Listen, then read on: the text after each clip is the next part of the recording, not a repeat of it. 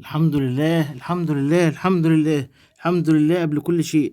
أخيرا نادي الزمالك بطل الكونفدرالية للمرة التانية بفضل ربنا في الأول والآخر، بفضل جماهير نادي الزمالك العاشقة لمدرسة اللعب والفن والهندسة. ملأت الاستاد النهارده، كان منظر مفرح. جماهير نادي الزمالك سيف ودرع نادي الزمالك، جماهير أسود في كل مكان. والله منظر يفرح القلب النهارده. ربنا يحفظهم ويخليهم نادي الزمالك دايما، يفرحهم دايما يا رب، دايما نادي الزمالك يفرحهم.